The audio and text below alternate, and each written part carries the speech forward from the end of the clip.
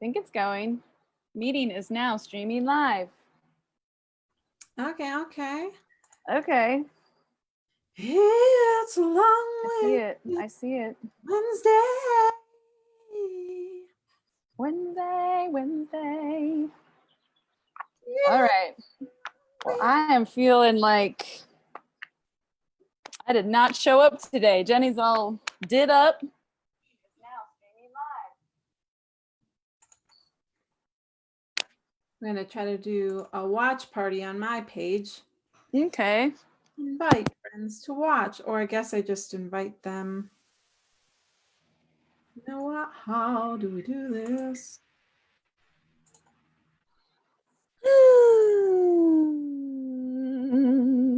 She's just a girl and she's on fire.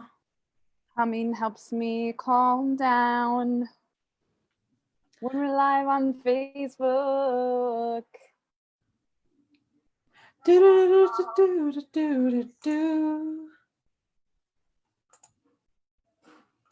Whoa, whoa, whoa.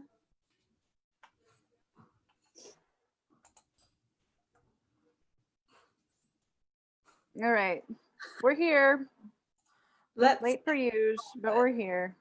I'll do a watch party later. Whoever's watching Yeah. that who's in. So yeah, they're in the cool club right now. How goes it? How are you doing? I'm breathing, I'm humming, I'm singing, I'm dancing, trying to stay embodied in my body, moving through all the discomfort and anxiety. We sold out of our 4 events for white identity identifying folks. Yes. Jenny, I said I wanted to show up and now I have to show up. Yes, ma'am. We're requiring you and your sisters and your brothers and your mothers and your cousins, Yep. and uncles and your bosses. Come on in, come in, come Woo. in, come in, come in close, come in close. Let us start with our centering and mindfulness, because you know at Building Bridges, we do DEI, diversity, equity, and inclusion, and always invoke mindfulness, groundfulness, all that kind of stuff, because we need it. So whenever we do these on Long-Winded Wednesdays, if you're new watching, we totally would love if you took a moment to pause and breathe with us. Is that me? Am I leading this? Okay. Yeah. I didn't know if you felt the wind through your fingers today. Can you all hear the birds, by the way? Let's just, can you? No? Okay. All right, everybody, where are you at? Are you standing? Are you sitting? Are you laying down? Just get grounded. If you can put your feet on the floor, do that. No biggie if you can't. If you're driving, please don't close your eyes. But if you can, yeah. Close your eyes or find a neutral thing to gaze at, space to gaze at, just to attempt to go inward a bit more, to notice what's coming up for you in your body, in your surroundings. And just right now noticing your breath coming in your mouth, in your nose, down your windpipe, into your lungs.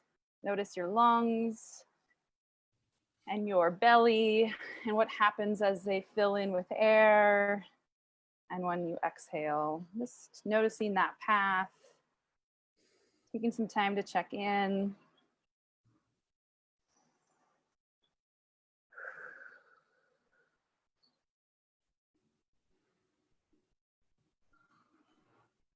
Sometimes it's helpful for me to put my hand on my belly or even my chest to just notice. And we're going to do a different type of breath right now. You're going to breathe in from your belly first, and then from your chest, and then you're going to exhale. Okay, so we're going to try it. Belly in, chest in, and exhale both. Let's do one more. Belly in, chest in, and exhale both. All right. And as you are opening your eyes or maintaining your gaze on our faces here on Facebook, I also want you to just kind of place yourself in the space you're in. Reese Menikin does this often on his online sessions and in his book around just activating our nervous system and our spine. And so just, I want you to like make sure that you are turning your body, your neck, as well as at your hips, and just take a look around and look behind you. And like, just get your body to know that you are here in this space. To take a moment, and oftentimes we don't even realize it. We're like anticipating something is happening in the back, like ready to respond. And so just, okay, cool. I'm in this room. We're just here on Instagram. That's all. No, Facebook. Y'all, let me just tell you, since last Wednesday, it has been a week. It has been a long-winded week. We have been going nonstop, preparing our online trainings, managing registrations, managing new client interest, people from all over the state and all over the country reaching out to see if we can offer DEI development services.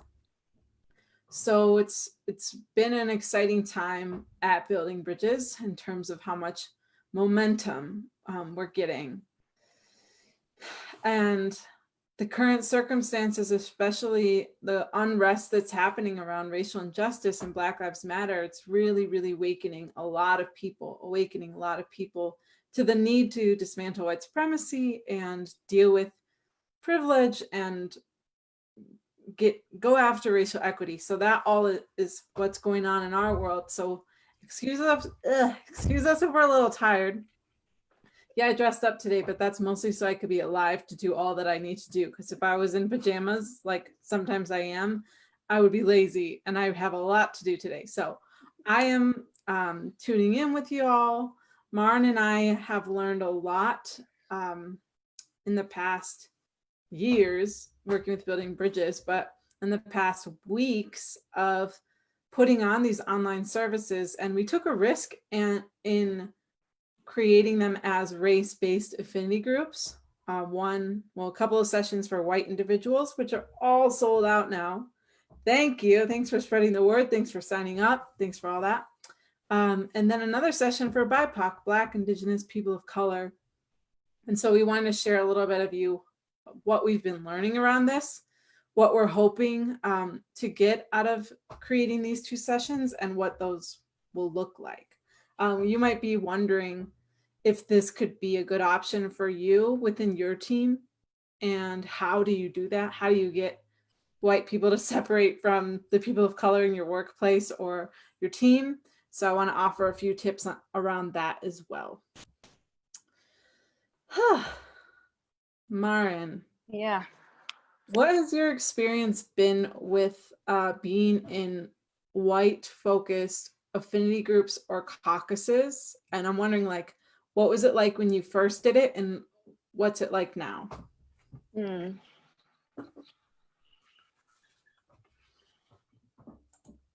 to even remember when a first one would have been.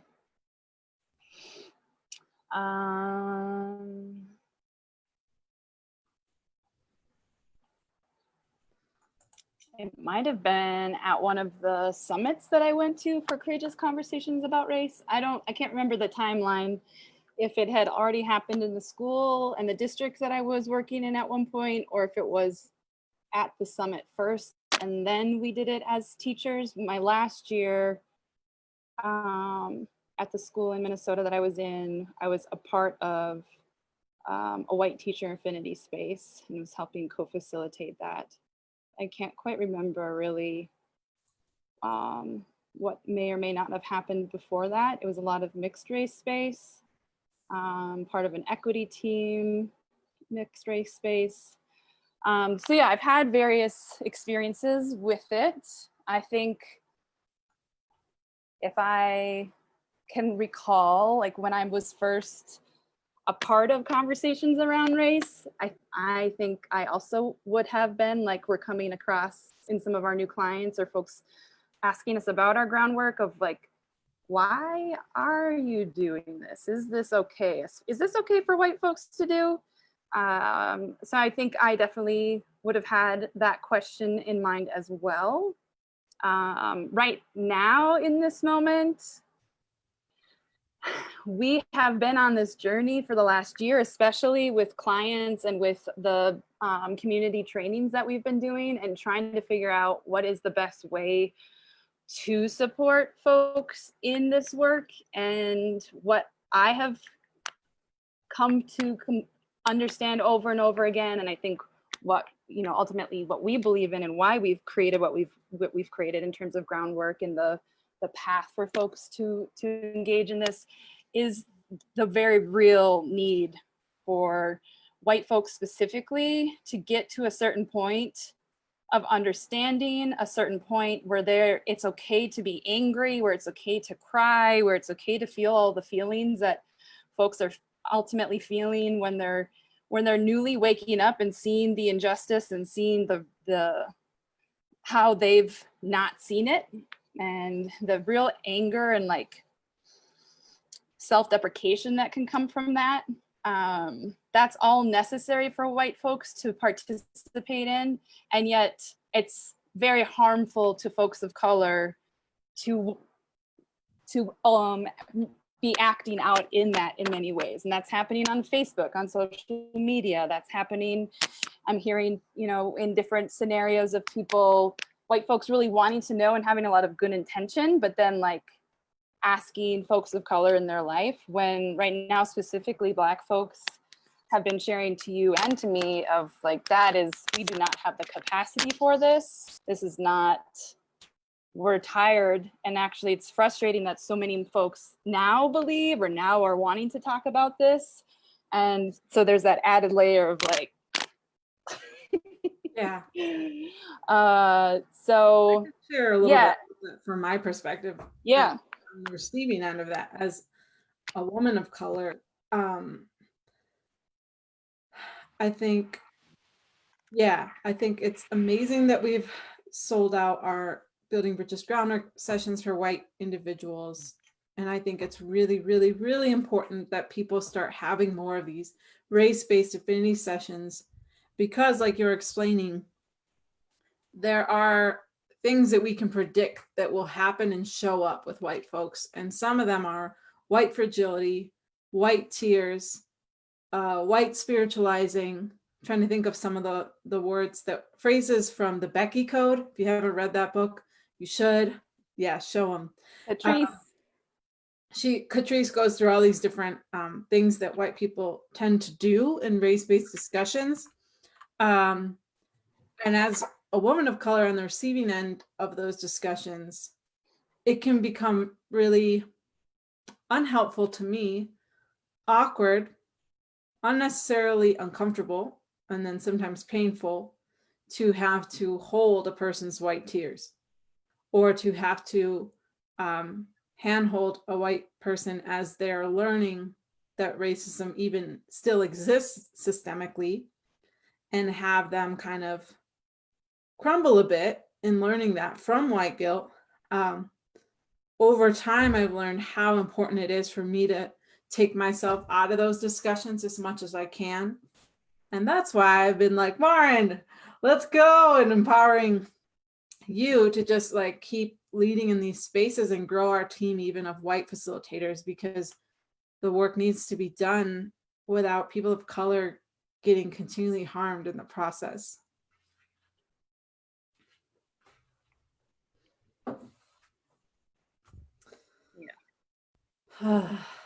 We've learned a lot over the last year in that.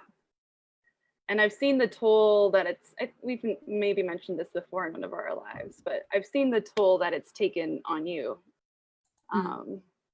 And yeah, and the predictable patterns that will show up, especially, I mean, honestly, it feels like white folks are even more dangerous when they think that they have some knowledge around this too, or that they are like so quickly in their action and in their sense of urgency, like a lot of folks are still kind of in the midst of, in the tornado of. And there's just always this two side of the coin, right? Like, white folks, we need you to be trying and to be saying something and doing things, and ultimately that is going to cause harm, or you're going to make mistakes and you'll learn from those mistakes.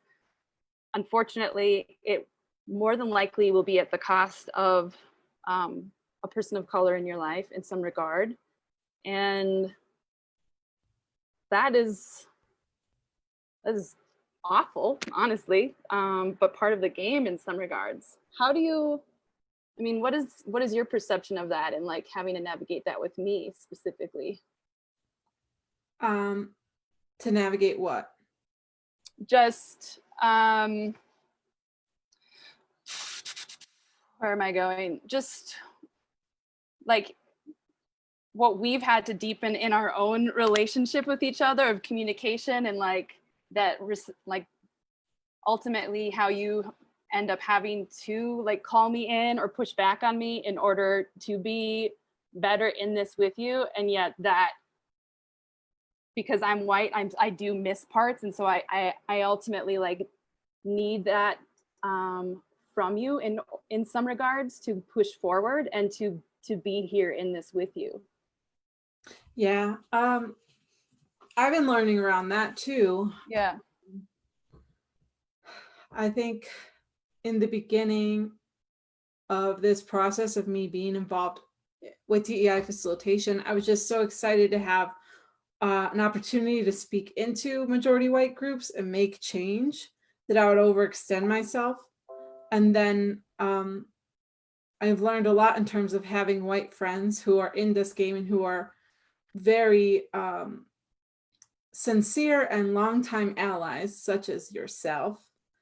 And I think one of the biggest ahas that I've had is the boundaries that I need to have with friendships and professional relationships. I know that Megan, my ED, and we've talked a lot about this around like what is okay for me to hear, receive, hold around your racial identity process and in engagement with DEI, and what is not for me.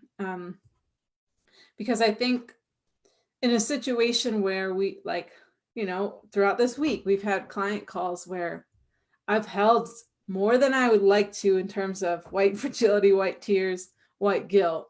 But I feel okay about it because of the energy exchange. I'm getting paid. Not as much as I'd like to, but eventually it'll get working on that.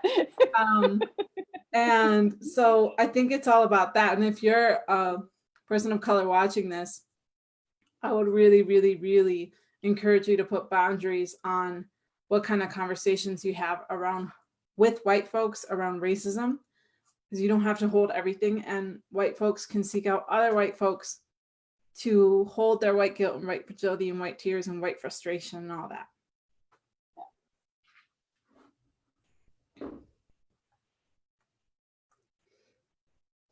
I feel like another thing I wanted to share about is why we've been using the term BIPOC more instead of POC. Yeah. So I think I was hesitant about whether or not to use it because I didn't fully understand why people are even using this term. And the more research and the more reading about it, I think there's something called the BIPOC Project online that you could check out.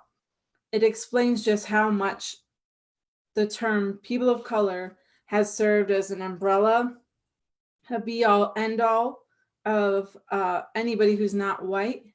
And as a result, it's continually erased Black folks, it's continually erased Indigenous folks, who are some of the most oppressed of all people of color. So in the end, like, it wasn't really serving us all in the way that it should. So that's why at Building Bridges, we've started to use BIPOC. I've started to use that in everyday conversations. And I'm learning a lot about how important that is as someone. I identify as a woman of color. I identify as a lighter skinned Latina. And there's some privilege with that. So I've been careful about that. In the same way, I'm also really curious about what part of me is Indigenous. That's felt a little weird because I'm like, I don't quite know. Like, I know that I'm mestiza and I have Indigenous roots and Spanish roots, most likely. So I'm still in the process of figuring out where I land in that phrase,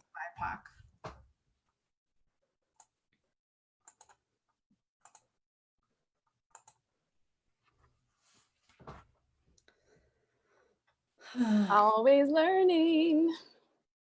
Yes.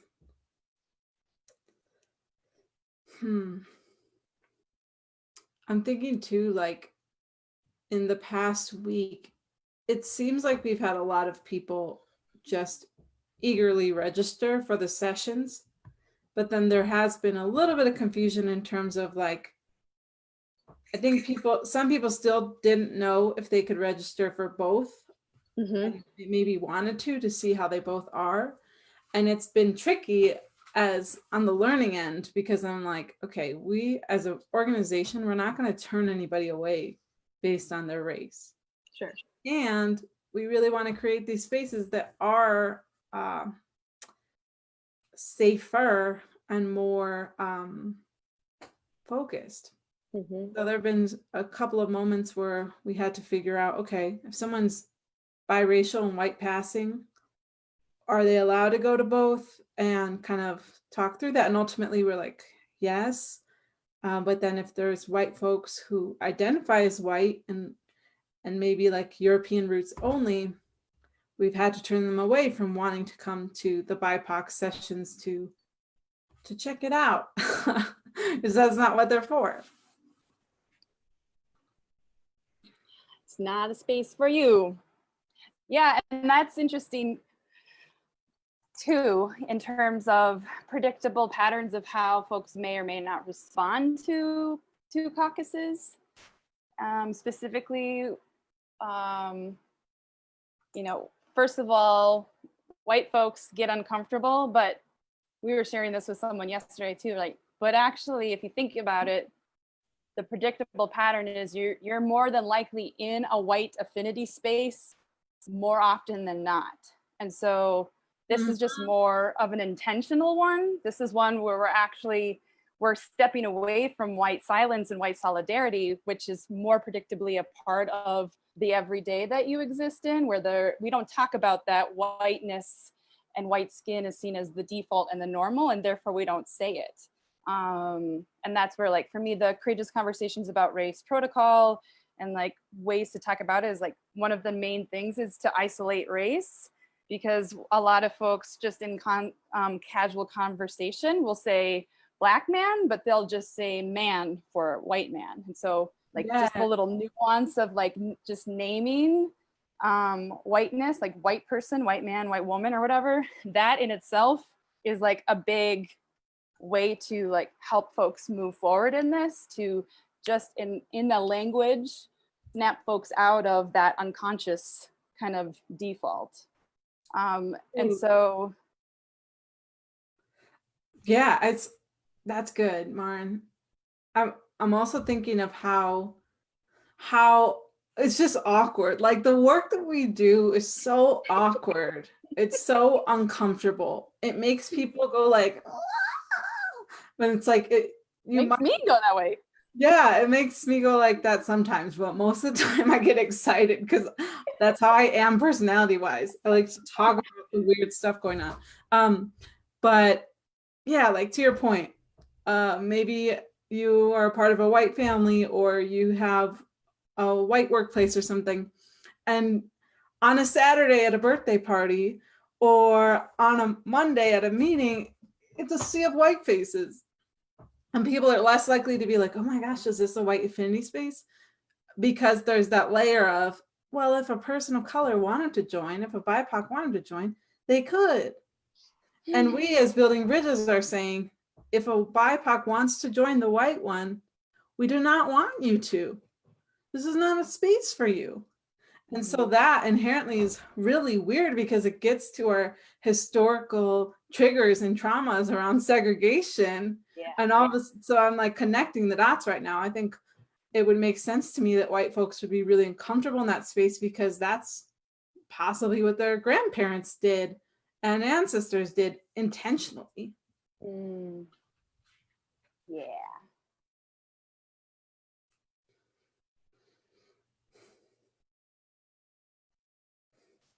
Yeah, there's some big like layers to it. Go ahead.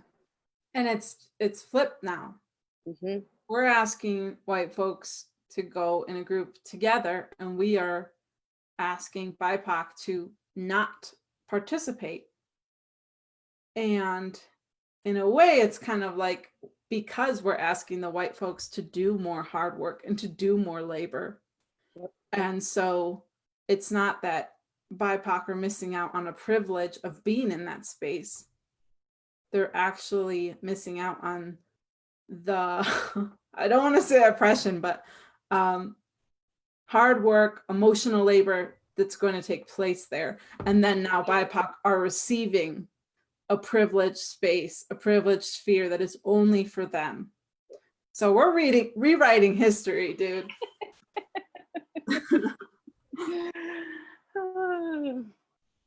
We are.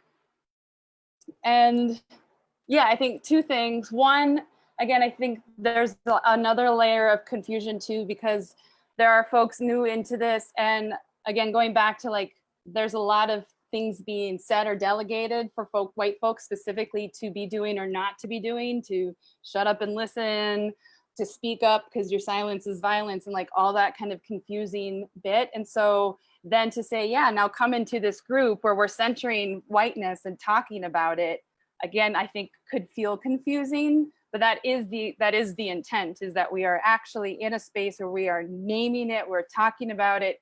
It is an elephant in the room, but it's one that is completely on the table, uncomfortably on the table. And there has been, for decades now, asks from folks of color or white folks to do this work, that this all can happen. We've been talking about too, of how all these things really need to be happening at the same time. White folks need to be gaining knowledge and understanding systems and the greater historical context they're in, and they also need to be growing up their toddlers, their nervous systems, and their ability to talk about race, and their ability to be in self-reflection and around this conversation, because the default is the predictable pattern is that we've never had to. And so we need to have that point where we're doing that, so that and that was why we've intentionally put together what we've put together for folks to do groundworks first, so that when white folks are asked to come in and be in a mixed race space with us down the road, there will have been some work done, and hopefully, I mean, mistakes will still be made, but hopefully the harm will be less or softened, or folks will have a little bit more of capacity to really show up in authenticity, instead of that what tends to be a little more fragile and defensive and unable to really go deep. Yeah, I mean, I just need white folks. I need you to really, really be able to carry your whiteness. I need you to be able to carry it. I need you to have tools in your bucket, or whatever the phrase is, to take care of yourself when you start to feel the guilt rising up and about to come out of your throat.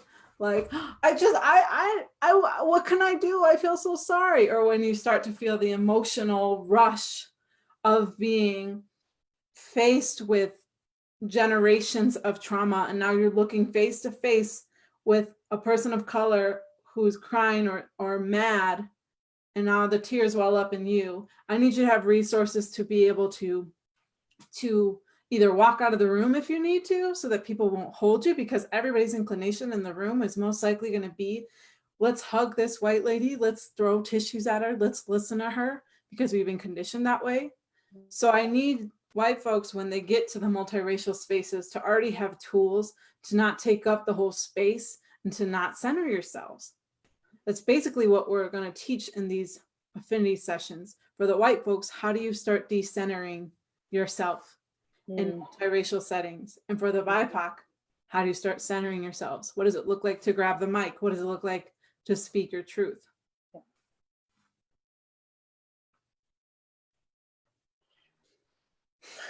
And the complication, you know, like the complication of that too, right? Like it's not, again, that white folks, like it's being able to decipher, and what, again, you and I as in a relationship as friends and as coworkers, I've had to be in reflection recently of what is okay to share with and talk to you about, and what is not, and really figuring out and making sure that I'm consciously considering that for you, and then where is it that I can and need to be saying more things, or stepping out of, again, the default where it's friends or family or online.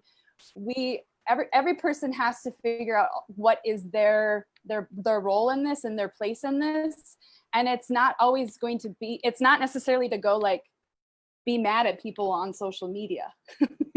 It's going to look different, and you have to, as a human being as well, figure out what this looks like, how this looks like, what is my capacity, where are the spaces that I can be actually doing what I'm saying I'm about, right? And so I think a lot of folks that we're seeing, you know, they have some major systematic things to look at. Like we're looking at folks' websites, right? And who's in leadership, who's on the board, what are you actually going to end up being willing to do to step into true anti-racism, anti-oppression, as an organization as well as an individual. Yeah. I'm thinking about folks too who are watching this now or will watch this later.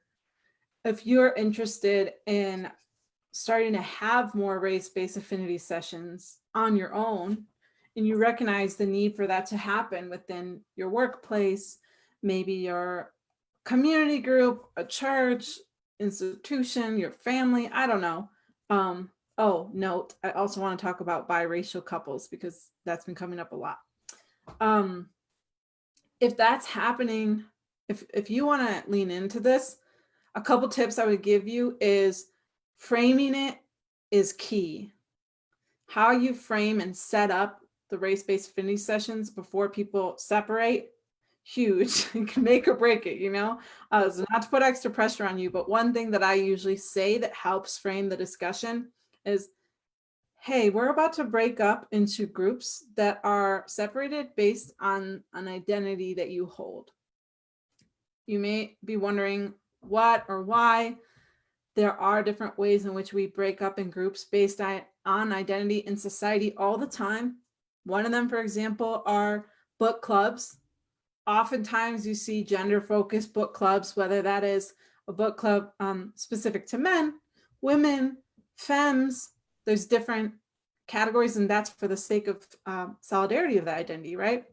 Then we got elementary school. Although it may not be the most helpful way, we do separate groups of children based on age, 7 to 8, 9 to 10, 11 to 12.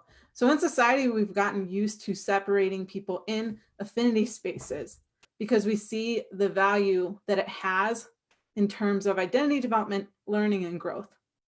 That's essentially what we're going to do today, except in this space, we're separating based on your racial identity. So typically we ask, taking off my explanation hat, we ask all participants to opt into the session that they identify with. That's also important. I do not suggest that you go through a group and be like, you can go to the white, you can go to the BIPOC, I'm not sure. Whites. Oh my God, that's so cringy. Please don't do that. You're at risk of like identifying white passing people and like erasing them, and then also like forcing people who are not ready to identify as a BIPOC to move. So please don't allow people to self-identify. You may get a white person from South Africa who decides they want to join the BIPOC session. I'm going to tell you right now. And if that happens, let it be.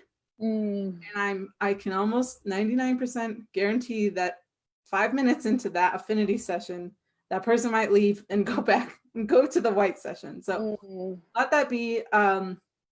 You can also name the elephants in the room. It may feel weird that we're separating because, you know, we have a history of segregation in the US. So stick with us. It's going to be good for our identity development. And then whoever the white facilitator is, make sure that they are naming those elephants in the room as well. BIPOC. Usually it takes 5 minutes for people to just get settled because it's really weird. And then the ice breaks. There's a bunch of laughing and sharing and awesomeness. So those are just some tips I would share if you're planning to do race-based affinity groups. Anything? And well, I think we've come into the believing and knowing that it is important, so we're offering it to folks, but we've also been doing it with our own staff and seeing how beneficial that can be for us, again, for the same dynamics. And it can be for different identities at different points, but it has been race-based specifically, and we've been doing that once a month. And so we're utilizing it within our own staff because those spaces feel important and necessary for everybody. Totally. And the note I wanted to say on biracial couples, I realized a majority of my friends and family, well, my sisters, and then a lot of my friends are in biracial couples or marriages. And so when I was unrolling groundworks, I had this moment of like, is this going to feel like really divisive to couples and marriages? But then I had to remind myself, like, no, this is why we do the work, because the learning still takes place differently. So if you're planning to join a groundworks, maybe you join the BIPOC session and your partner is white, or you join the white session and your partner is a BIPOC. Like, I would strongly encourage that both of you do this together in your race-based affinity groups.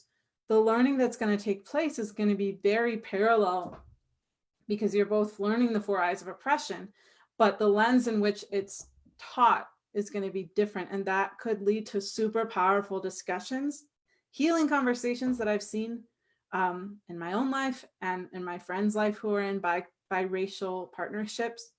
So I know it can be a little scary to think, oh, I'm going to be separated from my partner in this learning, but it's only for the beginning, for the groundwork.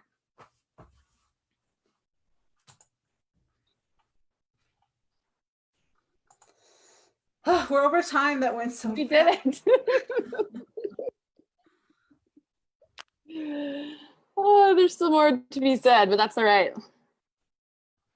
Did you have a final thought you wanted to share or comment? Well, we could use that example that came up with in using sexism and like if men separated sort of thing, but I think we've said what all that needs to be said right now. Maybe that's for next week. How should we check out?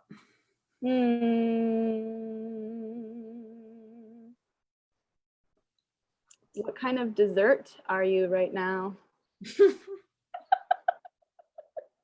I love silly that. right now.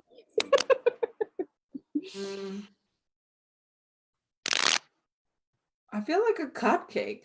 Ooh. I love cupcakes, and they're fun, they're flirty, they're cute, they're tasty. Yeah, I feel very celebratory right now that the things that we have learned that for so long we've been like, when can we share this with people? Yeah. Now we get to hear it. Yeah. What about you? I right now, let's see. Yeah, it's summer, and so I am a raspberry strawberry pie with vanilla bean ice cream on top. Yeah, I'm feeling celebratory, but because it's summer, that's like the thing. And also just like missing my fan a little bit. So that like makes me think of them. But yeah, yummy ice cream and pie. Well, thank you, Maren. Thank you all for tuning in. Tune in next week, Wednesday, 12:30 to 1:15.